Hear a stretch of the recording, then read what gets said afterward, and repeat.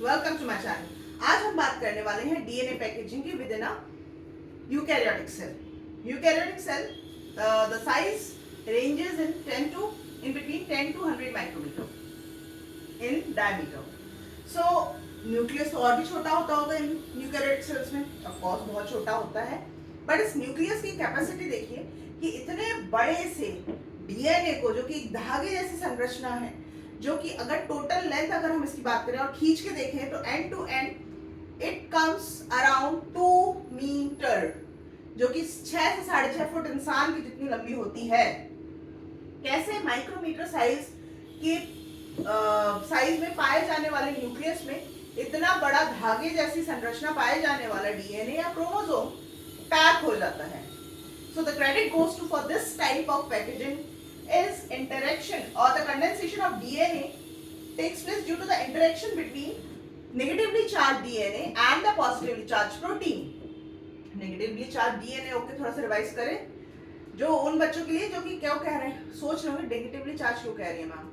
देखिए negatively charge इसलिए क्योंकि फास्फोरस ग्रुप पाया जाता है डीएनए में, जिसकी वजह से डीएनए क्या हो गया, नेगेटिवली चार्ज। और पॉजिटिवली चार्ज प्रोटीन वो प्रोटीन है जो कि एक्सक्लूसिवली फाउंड इन किसमें, यूकैरियोटिक ग्रुप में होंगी, and these protein are histone proteins. Histone protein are of 5 type. Kids, histone protein are of 5 types: H1, H2A, H2B, H3, H4।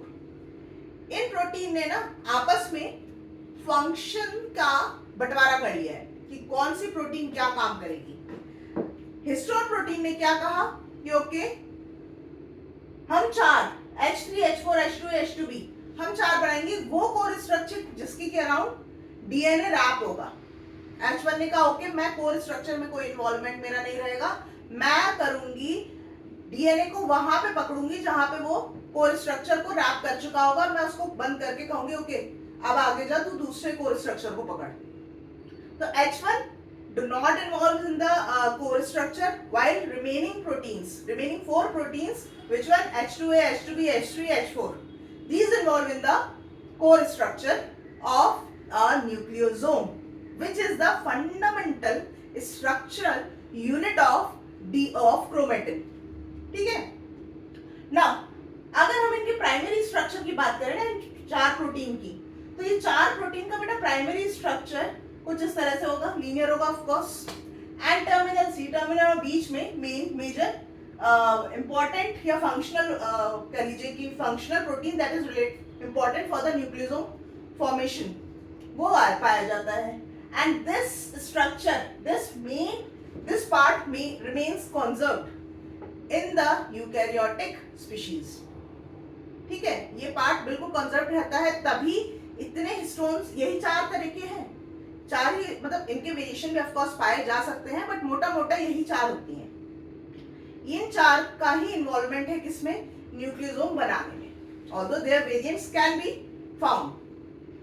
Now जो भी variation होने होते हैं या जो भी कह लीजिए कि पोस्ट ट्रांसलेशन मॉडिफिकेशंस होने होते हैं, वो एंड टर्मिनल या सी टर्मिनल पे कहीं भी हो सकते हैं, बट होते ज्यादातर एंड टर्मिनल पे हैं, जिनका कि अपना अलग फंक्शन है।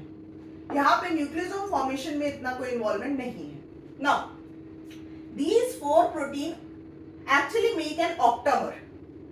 Initially they form dimer, that is H3 H4 मिलके एक डायमर बनाते हैं, H2 H2B दूसरा डायमर बनाते हैं, और ये डायमर आके चिपक जाते हैं। ठीक है, और इन्हीं ये डायमर का ना दो they are double in number, and in this way it forms an octamer. It forms an octamer, which is a core structure for the nucleosome. Which is a core structure for nucleosome, of course. Now core structure बन गया, अब क्या होगा कि DNA आएगा, it will get wrapped around this core structure and completes its 1.7 circle, 1.7 round. And this DNA जो कि wrap है, it is in 150 से 200 बेस पेयर जितना लंबा होता है। जैसे ही 1.7 सर्कल फिनिश होता है, H1 प्रोटीन का काम शुरू हो जाता है। H1 प्रोटीन आके कहते हैं रुक रुक रुक भाई, बस इतना ही रैप करना है, अब तू आगे बढ़। आगे बढ़ो, दूसरे कोर स्ट्रक्चर को जाके लपेट. That's why H1 protein is called as linker protein, and this stretch of DNA is called as linker DNA. Okay, this is called linker DNA. So this is how a nucleosome form, and बनते बनते ये कई सारी unit बनती जाती हैं और हमारा जो डीएनए है वो कंप्लीटली पैक हो जाता है. ठीक है, दैट्स व्हाई डीएनए पैक हो गया है अच्छे से. अब बन रहा है क्या? क्रोमेटिन. तो क्रोमेटिन में क्या क्या इन्वॉल्व है बच्चों? क्रोमेटिन में इन्वॉल्व है आपके हिस्टोन प्रोटीन्स एंड डीएनए. कभी मत भूलिएगा, क्वेश्चन आ जाए कि क्रोमेटिन की में क्या क्या है कंपोजिशन. तो हिस्टोन प्रोटीन्स और डीएनए से मिलके बनता है. डीएनए का कंपोजिशन आप लोगों को मालूम ही होगा. आई लाइक एक्सपेक्ट कि मालूम ही होगा, मेरे अगर पिछले आपने लेक्चर्स पढ़े हो तो. Anyways, summary of this lecture is like nucleosome is the fundamental structural unit of chromatin.